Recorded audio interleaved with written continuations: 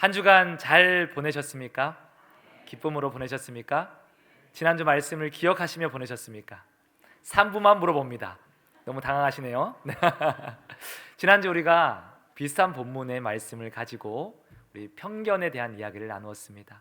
우리가 예수님께서 이 땅에 오신 것은 십자가라는 어마어마한 편견을 깨고 오신 거다. 그래서 우리가 예수님의 시선으로 나를 보고 상대를 보고 세상을 보자라는 말씀을 드렸습니다. 기억나시죠? 오늘 제가 한 번 더 말씀 안 드려도 괜찮겠죠? 오늘은 같은 본문이지만 좀 다른 이야기를 함께 나누려고 합니다. 아주 오래전에 나라라 슈퍼보드라는 만화가 있었습니다. 90년대 이전에 나온 만화인 것 같아요. 80년대, 89년 뭐 이렇게 나온 만화니까 아주 오래된 만화입니다. 그 만화에 등장하는 인물이 삼장복사, 손오공, 저팔계, 사오정 뭐 이런 캐릭터들이 나와서 이제 악당을 물리치는 그런 내용이었습니다. 거기 보면 사오정이라는 캐릭터가 귀가 이렇게 덮여 있어요. 모자를 이렇게 쓰고 있습니다. 말귀를 못 알아들어요. 그래서 무슨 얘기를 하면은 계속 엉뚱한 얘기를 하는 그런 이제 캐릭터가 있는데, 그 사오정을 모태로 해서 사오정 시리즈가 한때 유행했던 적이 있습니다. 아마 그래도 조금 나이가 드신 분들은 많이들 들어보셨으리라 생각을 하는데요. 오늘 그 이야기를 한번 시작을 해보도록 하겠습니다. 그 이야기로 시작을 해보겠습니다. 사오정이 어느 날 베스킨라빈스 서리원에 갔습니다. 발음이 좀 좋죠? 서리원에 가서 아이스크림을 팔고 있는 그 사장님에게 가서 이렇게 얘기합니다. 사장님, 콜라 한 잔 주세요 라고 얘기를 합니다. 그 사장님이 우리 가게는 아이스크림만 파는 가게인데 왜 콜라를 찾냐, 다른 데 가라 라고 얘기를 했어요. 다음날 또 가서 얘기를 합니다. 사오정이, 사장님 콜라 좀 주세요 이렇게 얘기하니까 이제 사장님이 화가 났어요. 어제 얘기하지 않았냐, 우리 가게는 아이스크림만 파는 가게다 라고 얘기를 하니까 사오정이 돌아가면서 고개를 가웃하면서 얘기를 합니다. 이상하다, 광고에서는 분명히 골라 먹는 재미가 있다 그랬는데. 할렐루야, 항상 성가대가 많이 웃어주시는 것 같아요. 저는 이쪽만 보고 설교하고 싶어요. 혹시 안 웃으실 줄 알고 제가 하나 더 준비했습니다. 사오정이 군대를 갔는데 2등병으로 간 거죠. 입대를 했는데 이제 병장인 사람인 사오정에게 심부름을 시켰습니다. PX 가서 빵 하나 우유 하나 사와 이렇게 얘기를 했어요. 사오정이 귀가 덮여 있으니까 잘 못 들었어요. 다시 묻습니다. 뭐라고요? 잘 못 들었습니다. 빵 하나 우유 하나 사오라고 라고 얘기를 해서 이제 PX 가서 심부름을 하고 들고 와서 이렇게 얘기합니다. 바나나 우유 여기 있습니다. 그래서 아주 혼났다는 그런 슬픈 얘기가 있습니다. 이게 이렇게 웃을 줄은 몰랐네요. 역시 3부가 아주 수준이 높으신 것 같습니다. 오늘 제가 사오정 얘기를 한 이유는요, 오늘 본문의 말씀이 좀 이상하다라고 생각하시지 않으셨습니까? 16절에 끊는 것도 이상하죠. 물 이야기를 하다가 갑자기 네 남편을 데려와라 라는 예수님의 말씀으로 제가 일부러 끊었습니다. 그 이유는 예수님의 대화와 여인의 대화를 곰곰이 들어보면요, 마치 사오정들이 만나서 얘기하는 것처럼 서로 동문서답을 하고 있습니다. 한번 우리가 얘기를 대충 살펴보면요, 날씨가 오늘 화창한 날 예수님이 물을 좀 다오라고 여인에게 부탁을 하죠. 여인이 당신이 어찌하여 나에게, 유대인 남자가 사마리아 여자인 나에게 물을 달라 하십니까? 그러면 예수님의 말씀의 답은 어떤 예상이 되십니까? 내가 이러이러해서 목이 말라서 달라고 한다 뭐 이렇게 얘기를 해야 되잖아요. 갑자기 예수님께서 물을 달라 한 네가 누군 줄 알았더라면 너는 나에게 생수를 달라 할 것이다 이렇게 얘기를 하신단 말이에요. 이 여인이 좀 황당한 이제 기분으로 또 묻습니다. 아무리 봐도 당신에게 물 그릇이 없는데 당신이 어찌하여 나에게 그 물을 줄 수 있겠습니까? 그리고 이 우물은 우리가 대대로부터 야곱으로부터 물려받은 삼다수도 아니고 평창수도 아닌 야곱수인데 당신이 이거보다 더 귀한 물을 줄 수가 있겠습니까? 이렇게 물어봐요. 근데 예수님이 또 이렇게 얘기하십니다. 내가 주는 물은 영원히 목마르지 않는다라고 얘기하죠. 이 여인이 점점 더 어이가 없겠지만 그래도 그런 물이 있다라니까 물어봅니다. 그런 물이 정말 있다면 나에게 주세요. 내가 그 물 마시고 싶습니다. 그때 예수님의 답이 무엇입니까? 가서 네 남편을 데려와라 라고 얘기를 하시는 거죠. 이게 맥락으로 보면요, 이게 우리가 소설을 읽는다고 생각을 해보면 도대체 이게 무슨 얘기냐, 번역이 잘못되었거나 편집이 잘못되었거나 아마 그런 생각이 들 정도로 예수님은 지금 동문서답을 하고 있습니다. 그리고 실제로 저는 이런 대화를 들어본 적이 있어요. 제가 이제 우리 권사님들을 모시고 장례식장을 서울로 가던 길이었습니다. 그래서 여러분들이 타고 얘기를 나누시는데 한 분이 자녀에 대한 얘기를 꺼내셨어요. 자녀에 대한 얘기를 이렇게 막 하시더라고요. 그걸 다 듣고 난 권사님 한 분이 남편 얘기를 시작을 하십니다. 다 듣고 난 권사님 또 한 분이 구역 식구 얘기를 시작을 하시더라고요. 그 다음 얘기는 또 뭐가 나왔을까요? 자녀 얘기로 돌아갔습니다. 그러다가 다시 남편 얘기가 나오고요. 이 얘기의 주제가 놀랍게도 겹쳐지지 않는데 2시간 동안 얘기를 그렇게 즐겁게 하시더라고요. 제가 곰곰이 들어봤거든요. 저 얘기가 무슨 연관이 있는가? 저 얘기가 정말 관계가 있는가? 관계가 없어요. 없는데 그렇게 즐겁게 2시간 동안 끊이지 않고 얘기를 하시길래 제가 저 무슨 신비인가라는 생각을 했습니다. 지금 예수님과 여인이 그런 신비로운 대화를 하고 있는 걸까요? 서로 자기 얘기만 하고 있는 걸까요? 그럴 수도 있을 것 같습니다. 두 사람이 동문서답을 하고 있는 가장 큰 이유는 무엇이냐면요, 서로의 관심사가 너무 다르기 때문입니다. 우리 예수님은 지금 어디에 관심이 있냐면 영원한 생명에 대한 관심이 있어요. 그래서 하늘에 대한 이야기, 하늘 생수에 대한 이야기를 하고 있습니다. 여인의 관심은 어디에 있습니까? 지극히 땅에 있는 거죠. 그래서 이 여인은 목마름, 이 땅의 목마름에 대한 이야기를 예수님께 하고 있는 겁니다. 그러니까 서로 같은 장소에서 같은 이야기를 하는 것 같은데 전혀 이해되지 않는 두 말이 오늘 말씀 가운데 나와 있습니다. 그 여인의 이야기를 곰곰이 우리가 들어보면요, 이 여인이 왜 그렇게 이 땅에 목말라 하는가, 왜 그렇게 이 땅에 갈급한가라는 것을 우리가 엿볼 수가 있을 겁니다. 요한복음 4장 15절 말씀입니다. 예수님께서 내가 목마르지 않는 물이 있다, 내가 주는 물을 마시면 너희는 목마르지 않을 거다라고 얘기하니까 여자가 이렇게 말합니다. 함께 읽겠습니다. 여자가 이르되 주여 그런 물은 내게 주사 목마르지도 않고 또 여기 물 기르러 오지도 않게 하옵소서. 아멘. 여인에게 물을 뜨러 가는 건요, 고통스러운 일이었습니다. 지금 여인은 무거운 물통을 가지고 물을 떠서 다시 무거운 물을 또 집으로 갖다 와야 돼요. 하루에 한 2번 정도를 이 일을 반복했습니다. 육체적으로 어려웠을 겁니다. 또 하나는 정신적인 어려움이 있었을 거예요. 여인이 많은 남편을 뒀잖아요. 동네 사람들이 그 사실을 알고 있었을 겁니다. 그러니까 사람을 만나는 것 자체를 힘들어했고, 우물가에 가다 보면 사람을 마주칠 수밖에 없잖아요. 볼 때마다 불편한 마음, 또 여러 사람들이 모여서 자기들끼리 얘기만 하고 있어도 내 얘기 하나, 내 욕을 하나, 이런 마음들이 이 여인에게 있었을 겁니다. 그래서 그 삶의 무게가 너무나도 무거웠기에 오늘 예수님의 말씀에 반응을 했던 거죠. 내가 주는 물을 마시면 영원히 목마르지 않다. 그러면 그런 물이 정말로 있다면 주여, 선생님이여, 나에게 그 물을 좀 먹게 하시고 내가 다시 목마르지 않고 이곳에 물을 기르러 오지도 않게 좀 도와주세요. 좀 더 우리의 삶으로 해석해 보면요, 내 삶에 이런 어려움이 있사오니 해결해 주실 수 있다면 내 삶의 문제를 좀 해결해 주세요라고 요청을 하고 있는 겁니다. 얼마나 어려웠길래, 얼마나 삶의 무게가 무거웠길래 유대인 남자가 하는 이야기, 도대체 이해가 되지 않는 동문서답하는 그 이야기를 붙들었겠습니까? 그렇게 예수님께 그녀가 요청을 하고 있습니다. 그런 요청에 예수님이 무슨 말씀을 하고 있는 거예요? 네 남편을 데려와라 얘기하시고 또 계속 영원한 생수에 대해서만 이야기를 하고 있는 겁니다. 어떻게 보면 예수님은 지금 끊임없는 동문서답에 대한 이야기를 하고 있습니다. 우리 입장에서 보면 이런 얘기를 하고 있는 겁니다. 약간 뜬구름 잡는 이야기. 배가 너무 고파요. 무슨 얘기를 들어야 돼요? 밥 사줄게 라는 얘기가 우리를 살리는 얘기잖아요. 기도해 줄게 라는 얘기를 지금 예수님께서 하고 있는 겁니다. 삶이 너무나도 힘들어서 물질이 어려움이 있는데 우리가 이렇게 얘기합니다. 그래도 목숨은 붙어 있잖아, 감사해, 이런 얘기를 지금 예수님께서 이 여인에게 하늘의 이야기를 하고 있는 거죠. 그러니까 여인의 입장에서는 얼마나 답답하겠습니까? 그리고 이 말씀을 읽으면서 우리가 만약에 이 여인 같은 삶의 팍팍한 어려움의 현장 가운데 있다면 우리도 마찬가지 마음이 들 수도 있습니다. 참 우리 예수님 현실 감각 좀 떨어지신다라는 생각이 들 수도 있어요. 어찌 이렇게 영적인 것만 얘기하실까? 어떻게 신이시라서, 하나님이시라서 우리 인간 세계는 너무 모르시는 거 아닌가? 우리의 삶을 너무 모르시는 거 아닌가? 그런 생각이 때로 말씀을 보며 들 수도 있을 겁니다.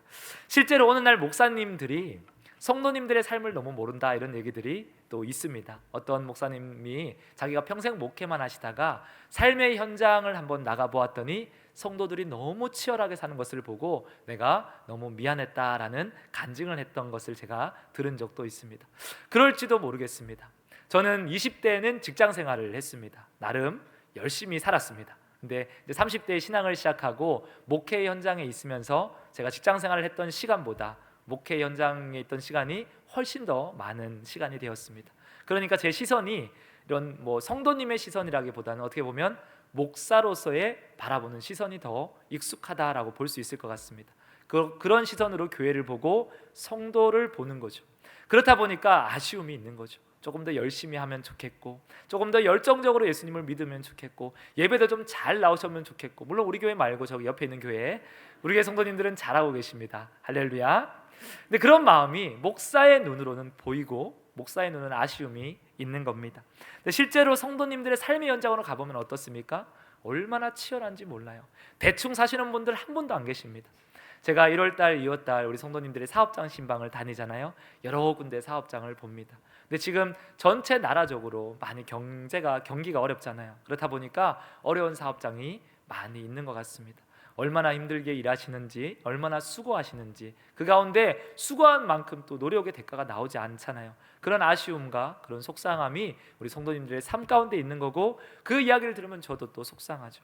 또 한편으로는 그런 마음도 있습니다. 너무 힘든 가운데서 이 예물을 기쁨으로 또 이렇게 준비를 하잖아요. 제 마음으로는 아이고, 이렇게 많이 준비하지 말고 조금 준비하시고, 너무 힘드시면은 준비를 안 하셔도 하나님이 다 하시지 않겠습니까? 라는 말이 이까지 나와요. 이렇게 미리 얘기를 하고 싶지만 하나님 앞에 축복받는 일이니까 제가 거기를 막을 수는 없는 거고요. 기도할 수밖에 없는 것 같아요. 그런 치열한 삶을 우리 성도님들이 살고 계십니다. 저도 이번 명절에 농산물 시장에서 우리 장모님께서 일하시는데 딸기를 팔았습니다.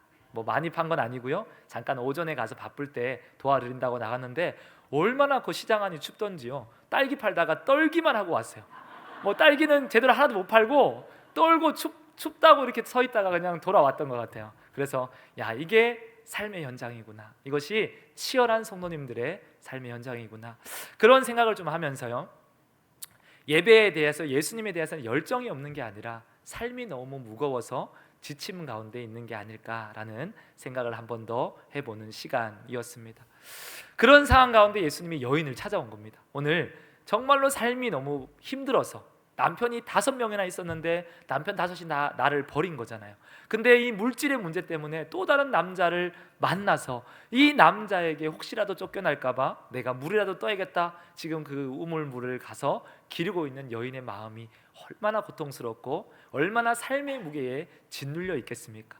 그런 여인에게 예수님이 오셨으니 우리 입장에서 예수님이 좀 무슨 얘기를 좀 해주시면 좋을 것 같아요. 어려운 가운데 있는 우리 사랑하는 성도님들의 삶 가운데 예수님이 오셔서 어떤 얘기를 하시면 좋을 것 같아요? 그냥 하늘의 얘기, 하늘 보아가 있다, 인내해라, 하나님이 다 보상해 줄 거다, 이런 얘기 들으면 좋아요? 아니면 내가 당장 너의 질병을 고쳐주고 물질의 문제 해결해주고 저기 너한테 힘들게 하는 저 인간 내가 데려가서 저기 지옥으로 보내고, 이런 얘기 하면 얼마나 좋겠습니까? 근데 우리 예수님이 지금 뜬구름 잡는 얘기처럼 들리는 이야기를 하고 있단 말이에요. 그 여인에게, 그 힘든 여인에게, 육신의 목마름 때문에 갈증을 겪고 허덕이고 있는 여인에게 내가 주는 물은 다르다라는 얘기를 하고 있어요. 당장 물도 없는데 예수님께 지금 나는 내가 누군지를 알면 나에게 생수를 구하실 거다, 이렇게 얘기하고 있는 겁니다. 예수님이 현실 감각이 떨어지시는 게 맞습니까? 정말로 우리 예수님이 우리를 몰라서 그러십니까? 우리 말씀을 조금 더 한번 찾아보겠습니다. 요한복음 4장 6절 말씀입니다. 함께 읽겠습니다. 거기 또 야곱의 우물이 있더라. 예수께서 길 가시다가 피곤하여 우물 곁에 그대로 앉으시니 때가 6시쯤 되었더라. 아멘. 여인을 만나러 오는 예수님의 길이 되게 힘들었던 것 같습니다. 그래서 오늘 길 가시다가 피곤하여 우물 곁에 그대로 앉으시니 라는 말씀을 직역해 보면요, 털썩 주저앉으셨다라는 말입니다. 거의 탈진이 올 정도로 힘드셔서 피곤한 몸으로 우물가에 주저앉으신 겁니다. 말 그대로. 이런 모습을 보면요, 우리 예수님이 멀리 있는 신, 우리의 삶을 전혀 이해하지 못하는 그런 하나님이 아니라 완전한 인간으로 오셨습니다 라고 우리는 명확하게 이야기할 수 있을 겁니다. 이 땅에 오셔서 피곤을 느끼셨습니다. 아픔을, 우리와 똑같은 아픔을 느끼신 분이 예수님이십니다. 더 말씀을 찾아보겠습니다. 요한복음 4장 7절입니다. 함께 읽겠습니다. 사마리아 여자 한 사람이 물을 기르러 왔음에 예수께서 물을 좀 달라 하시니. 아멘. 예수님께서 목말라서 물 달라 했을까요? 그 여인에게 말 걸려고 물 달라 했을까요? 둘 다일 겁니다. 생각해 봅시다. 피곤해 지쳐서 털썩 주저앉아 있는데 목이 말랐을까요? 안 말랐을까요? 당연히 말랐겠죠. 목이 정말로 마르셔서 물을 달라 요청을 했을 겁니다. 물론 그녀에게 말을 걸기 위해서도 맞겠지만요, 예수님이 무엇을 보여주고 있냐면 이 말씀을 통해서도 우리와 같은 목마름을 경험하고 계심을 보여주고 있는 겁니다. 예수님은 추위도 겪으셨고요, 더위도 겪으셨고, 목마름과 배고픔과 심지어 우리가 겪지 아니하는 십자가의 고통을 겪으신 분입니다. 결코 우리의 상황을 몰라서 너는 그래도 십자가는 안 고통받잖아, 내가 너보다 더 아파봤어, 이런 예수님이 아니라는 겁니다. 우리와 같은 성정과 우리와 같은 아픔을 느끼고 있습니다. 더 말씀을 보겠습니다. 요한복음 4장 18절입니다. 함께 읽겠습니다. 너에게 남편 5이 있었고 지금 있는 자도 내 남편이 아니니 내 말이 참되도다. 아멘. 예수님이 그녀의 상황을 알고 있습니까? 모르고 있습니까?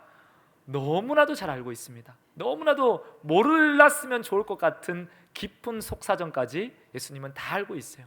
이런 얘기인 거죠. 네 남편을 불러와라 라고 얘기하신 건요, 내가 안다라는 얘기입니다. 내가 너의 아픔을 알고 너의 슬픔을 알고 너의 힘듦도 알고 있다라는 얘기입니다. 근데 우리 입장에서는 그렇죠. 아는데 왜 그러세요? 이렇게 얘기할 수 있겠죠. 아니 그거 다 알고 있는데, 뭐가 필요한지 너무나도 잘 알고 있는데 왜 와서 동문서답을 자꾸 하십니까 예수님? 이라고 얘기할 수 있을 겁니다. 어떻게 보면 강단에 선포되는 말씀도 그렇게 들릴 수가 있을 거예요. 아니 세상이 이렇게 험악한데 지금 우리가 예배하는 게 중요합니까? 이렇게 들려질 수도 있을 겁니다. 예수님이 안다라고 얘기하는데 왜 그렇게 말씀하실까? 한번 생각해 보았으면 좋겠습니다. 예수님이 정말로 우리보다 우리를 잘 아신다고 믿으십니까? 정말로 그렇게 믿으십니까? 어디까지 예수님이 우리 안다고 말씀하십니까? 하나님께서 우리의 머리털까지 세신 바 되셨다라고 얘기하죠. 혹시 머리털을 세실 수 있는 분 계십니까? 저도 요즘 머리숱이 자꾸 없어져서 고민인데, 아무리 제가 머리숱이 없어도 제 머리털을 제가 다 셀 능력은 없습니다. 이 얘기를 단편적으로 보면요, 사람은 자기를 잘 모릅니다. 내가 어떤 사람인지, 나에게 무엇이 정말로 필요한지 사람은 잘 몰라요. 그래서 눈앞에 있는 것을 보고 물잔에 물이 없네, 물이 필요합니다 라고 얘기하는 게 우리의 사람입니다. 앞에 있는 문제가 해결되기만을 바라는 것이 우리라는 사람이라는 것입니다. 예수님이 정말로 우리보다 우리를 잘 안다고 우리가 인정한다면요, 우리 이렇게 고백할 수 있을 겁니다. 지금 사마리아 여인에게 오셔서 문제 해결의 답을 주시는 것이 아니라 하늘의 양식과 하늘의 생명수에 대한 이야기를 하고 계신 것은 그녀에게 그것이 더 중요하기 때문입니다. 아멘이십니까? 아멘. 우리에게 당장의 문제를 해결해 주시지 않고 답답한 얘기를 하고 계신 건요, 그것이 우리 인생을 변화시킬 본질의 해답이기 때문입니다. 그것이 정말로 믿음으로 고백되어지시기를 축복합니다. 예수님은 그렇기 때문에 그 여인에게 계속 얘기를 하는 겁니다. 내가 누군지를 알면 네가 나에게 그 생수를 구했을 거다. 내가 주는 물은 목마르지 않다라고 얘기합니다. 그리고 예배에 대해서도 그렇죠. 그녀가 고민하는 것에 있어서 때와 장소가 아니라 때가 중요하다, 어떤 마음으로 드려야 할지를 중요하다. 예수님께서 자꾸 누구를 주목하게 하시냐면 나를 보아라 라고 얘기합니다. 근데 사마리아 여인은 예수님을 못 봐요. 무엇을 보느냐? 물을 봅니다. 현실의 문제를 봅니다. 마셔야 될 물을 보는 겁니다. 내가 들고 가야 될 물동이만 보고 있는 여인을 오늘 우리는 만나고 있습니다. 그러면 이렇게 한번 질문 드려보겠습니다. 오늘 말씀 중에 진짜 동문서답하고 있는 사람은 누구입니까? 예수님입니까? 사마리아 여인입니까? 사마리아 여인이 진리의 본질의 해답해 주시는 말씀에 대해 이해하지 못하고 엉뚱한 얘기를 자꾸 하고 있는 겁니다. 내가 누군지를 알면 너에 있는 모든 문제가 해결될 것이다. 내가 주는 물을 마시면 이 땅에서 더 이상 목마르지 않고 그 세상의 문제 앞에 갈급하지 않을 수 있을 거다라는 얘기 앞에 주님, 그 물이 어디 있습니까? 좀 마시게 해주세요 라는 동문서답을 하고 있는 겁니다. 어쩌면요, 예배드리고 있는 저와 여러분이 그와 같을 수도 있습니다. 진리의 말씀, 이 66권의 말씀을 우리에게 주었는데 우리는 이 말씀을 보면서 엉뚱한 얘기를 합니다. 하나님, 그런 거 말고요, 눈앞에 있는 문제를 해결할 수 있는 방법을 주세요 라고 얘기합니다. 기도하고 인내하고 기다리고 말씀 안에 거라는 말씀을 들으면서 내 몸이 지금 아파 죽겠는데 그게 뭐가 중요합니까? 라고 얘기하는 겁니다. 내가 지금 이렇게 힘들고 사업에 물질의 어려움이 있는데 예배한다고 기도한다고 말씀 붙잡는다고 답이 나옵니까? 라는 이야기를 우리가 사마리아 여인과 같이 오늘 예수님 앞에 하고 있는 겁니다. 어쩌면 많은 사람들이요 하나님을 믿습니다. 우리는 하나님을 믿어요. 근데 무엇을 보지 못하냐면요 하나님을 바라보지는 못합니다. 그냥 믿기만 하는 거죠. 이 사마리아 여자도요 하나님에 대해서 이야기를 들었을 겁니다. 왜냐하면 구약의 모세오경을 믿고 있었으니까. 하나님이 나와 함께 하신다라는 사실을 알았지만 그 사실에 대해서 정말로 믿지는 못했을 겁니다. 그 사실을 바라보지를 못한 겁니다. 그래서 이 여인의 시급한 문제 예수님도 아셨어요. 얼마나 어려운지, 삶이 얼마나 팍팍한지 아셨습니다. 그럼에도 불구하고 내가 그 문제 해결해 주겠다, 내가 너의 남편이 되어 주겠다, 이런 얘기 말고요 그 여인에게 정말 중요한 얘기, 예수님이 누군지를 먼저 알아야 되는 그 동문서답의 이야기를 하고 있습니다. 그리고 그 여인이 그 많은 이야기들을 통해서 누구를 주목하냐면 예수님을 주목합니다. 예수님을 바라보아요. 그리고 나서 물동이를 던져버리죠. 물동이를 버려두고 마을로 가서 내가 메시아를 만났다라는 이야기를 전하는 장면이 나옵니다. 그녀가 지금까지는 이 물동이를 버려두었다라는 표현은요 굉장히 중요한 표현입니다. 제가 우리 성도님들에게 한번 잠도 깨실 겸 여쭤보겠습니다. 그 여인이 물동이를 버려두고 마을로 갔습니다. 다시 물동이를 찾으러 왔을까요? 안 왔을까요? 왔을까요? 안 왔을까요? 성경에 나오는 얘기는 아닙니다. 우리가 한번 생각해 봅시다. 물동이를 찾았을까요? 그대로 버려두고 살았을까요? 찾았겠죠. 마실 물이 필요한데 물동이 버려두면 또 사야 돼요. 그라인 새로운 뭐 이렇게 메이커 그릇을 사든지 아니면 그 물동이 찾으러 다시 왔을 겁니다. 제 생각에는 복음을 전하고 나서 그날 저녁에 아차! 물동이 찾으러 가자라고 생각해서 물동이 가지러 왔을 겁니다. 이 얘기가 무슨 얘기냐면요 우리의 삶은요 은혜를 받는다고 해서 우리의 삶이 완전히 바뀐다라는 것은 아닙니다. 우리가 예수님을 만난다고 해서요 저와 여러분의 삶이 갑자기 막 어마어마하게 달라지거나 그렇지 않습니다. 다시 물들어 가야 합니다. 물동이에 물을 뜨고 물을 치고 어렵고 고통스러운 그 일들을 감당을 해야 합니다. 그것이 이 여인의 삶이었습니다. 근데 무엇을 경험하느냐? 지금까지 단 한 번도 그런 적이 없었는데 지금까지는 물만 바라보았는데 오늘 예수님을 만나서 예수님을 주목하는 그 시간을 경험하는 겁니다. 그러니까 현실을 무시하는 삶이 아니라 현실을 초월하는 삶을 경험하는 거죠. 지금까지 이 물을 안 뜨면 죽는 줄 알았어요. 그래서 힘들어도 지쳐도 물 뜨러 가야 됩니다. 그런데 물을 안 떠도 괜찮은 그 경험을 하는 거죠. 물에 집중하지 않고 내 문제에 집중하지 않고 예수님께 집중했던 경험을 그 여인이 하는 겁니다. 그것이 바로 우리가 드리는 예배입니다. 저와 여러분이 하나님께 나와서 듣는 말씀이요 찬양이요 기도의 시간입니다. 이 시간이 끝나면 저희는 어디로 가야 합니까? 또 삶의 현장으로 가야 합니다. 또 딸기 팔러 가야 되고요 또 여러 가지 많은 것들 추운 데서 어려운 데서 그 일들을 감당하러 가야 합니다. 그러나 예배의 순간에 와서 세상에서 지치고 힘들고 연약한 몸을 이끌고 와서 우리가 이곳에서 무엇을 경험하느냐? 물동이를 던져버리는 경험을 하는 겁니다. 현실이 아닌 하나님을 바라보는 경험을 하는 겁니다. 그리고 예배를 통해서 내가 진심으로 바라고 내가 진심으로 소망했던 것이 무엇인지를 다시 한번 확인하는 시간을 가지는 겁니다. 저와 여러분의 진심으로 바라는 나라는 어디에 있습니까? 이 땅입니까? 영원한 천국입니까? 영원한 천국입니다. 근데 세상을 살다 보면 영원한 천국이 보입니까? 이 땅이 보입니까? 이 땅이 보여요. 그 수많은 반복 속에서요 우리가 예배를 통해 하나님을 경험합니다. 예수님을 주목하고 다시 세상으로 나아갑니다. 세상에 나가면 또 치열하게 살고 또 힘이 듭니다. 다시 예배의 자리에 나와서요 물동이를 버리는 경험을 하는 겁니다. 그렇게 우리가 조금씩 예수 그리스도를 알아가는 것입니다. 오늘 우리가 이 말씀을 보면요 이 여인이 처음부터 예수님에 대해서 알고 있었던 건 아닙니다. 처음에 예수님을 어떻게 바라봅니까? 유대인 남자여서 유대인 남자, 나한테 말 거는 이상한 유대인 남자. 두 번째는 어떤 시선이었습니까? 당신이 야곱보다 큽니까? 라고 따져 물을 만큼 이상한 이야기를 하는 유대인 남자 2였습니다. 그런데 이 남자가 갑자기 얘기를 하죠. 내가 주는 물을 마시면 목마르지 않다. 그러니까 이 여인이 반응을 하기 시작했습니다. 정말로 삶이 너무 힘드니까 그런 물이 있으면 나 좀 마시게 해주세요. 그런 물이 있으면 내가 이 고통스러운 우물가에 안 나오게 해주세요 라고 반응을 했습니다. 그리고 나서 이 예수님께서 어디를 건드냐면 그 여인의 깊은 아픔을 건들죠. 그리고 이 여인의 말이 달라집니다. 그때까지는 주여라고 불렀어요. 선생님이라고 불렀어요. 이상한 남자에서 선생님까지 예수님이 이제 발전을 한 겁니다. 그리고 나서 자신의 아픔을 건들고 과거에 대한 이야기를 하고 그 모습을 보며 당신은 선지자입니다 라고 얘기하죠. 그리고 좀 더 이야기를 나눈 여인이 세상으로 나아가 예수님을 이렇게 소개합니다. 그가 메시아가 아니냐라고 얘기하죠. 우리는 여전히 세상의 어려운 가운데 살아갈 것입니다. 세상의 치열한 삶을 살아갈 것입니다. 그리고 굉장히 많은 순간 영적인 사오정이 되어서 동문서답을 하면서 또 살 겁니다. 진리의 말씀이 선포되는데 그게 맞습니까? 그게 지금 우리 상황 가운데 뭐가 중요합니까? 라는 어리석은 이야기를 할 것입니다. 그럼에도 불구하고 우리에게 희망이 있는 이유는 무엇입니까? 오늘 그 여인이 예수님을 만났다라는 거죠. 오늘 저는 우리가 예배하는 이 공간, 이 예배의 공간이요 우물가라고 생각합니다. 우리가 함께 모이는 이 공간이요 예수님을 만나는 우물가입니다. 이곳에서 예수님을 만나시기를 축복합니다.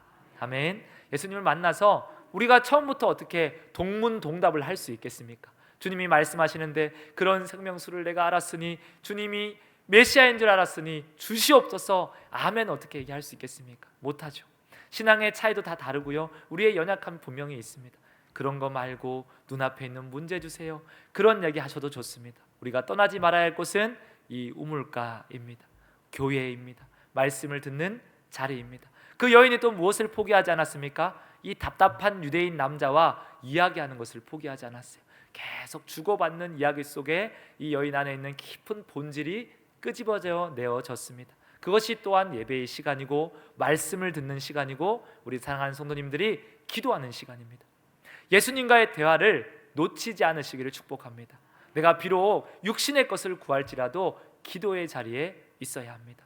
육신의 자리에 있으면서 기도하시고, 때론 그 기도의 자리에서 예수님이 이상한 마음을 가끔 우리에게 주실 때가 있을 겁니다. 하나님, 저 인간 좀 딴 데 가게 해주세요 하는데 하나님께서 우리에게 그런 마음을 주시는 거죠. 네가 좀 사랑하면 안 되겠냐? 네가 좀 품어주면 안 되겠냐? 그 영혼도 내가 기뻐하는데 안아주면 안 되겠냐? 이런 이상한 경험들이 오늘 이 사마리아 여인이 하고 있는 겁니다. 그리고 느릴지라도 예수님의 말씀에 반응해 보는 겁니다. 여인이 처음부터 좋은 반응을 했던 게 아니에요. 뭘 주세요 라고 얘기했고요, 남편이 없습니다. 또 예배에 대해서 종교적인 질문을 던집니다. 그리심산에서 예배를 드리는 게 맞습니까? 예루살렘 성전에서 예배 드리는 게 맞습니까? 종교적인 질문이었지 본질적인 질문은 아니었어요. 그러나 관심을 가진 거죠. 예수님이 말씀에 귀를 기울이기 시작했고 예배에 관심을 가지기 시작했습니다. 그리고 나서 궁극적으로 그 여인의 시선이 지금까지는 하나님을 믿었지만 온전히 나의 문제, 물동이에게만 시선이 머물러 있었다면 이제는 시선이 어디로 조금씩 흐르고 있습니까? 예수께로 시선이 조금씩 바뀌고 있습니다. 그리고 나서 그녀의 입술이 고백이 바뀝니다. 저와 여러분이 이렇게 예배를 드릴 수 있기를 축복합니다. 처음부터 우리가 어마어마한 신앙을 가질 수는 없습니다. 그런 사람은 단 한 명도 없습니다. 예배의 자리에서, 동문서답하는 자리에서, 말도 안 되는 기도를 하는 자리에서, 그럼에도 불구하고 버티면서 조금씩 반응하는 자리에서 우리의 신앙이 성숙이 이루어져 갑니다. 그러다가 이제 물동이를 버려주는 놀라운 은혜를 우리가 경험을 하는 거죠. 아니, 어떻게 내가 이렇게 마음이 힘든데 입술에 찬양이 나오지? 이렇게 마음이 힘든데 감사할 수 있지? 내 가정으로 돌아가 보니 상황은 하나도 바뀌지 않았는데 왜 이렇게 평안하지? 이런 이상한 경험을 하는 겁니다. 여인이 물동이 버려두고 갔다가 전도하다가 다시 와서 정신을 차리고 물을 떴단 말이에요. 우리도 마찬가지죠. 물을 뜨고 그 경험을 하면서 나의 시선이 예수님께로 옮겨지는 겁니다.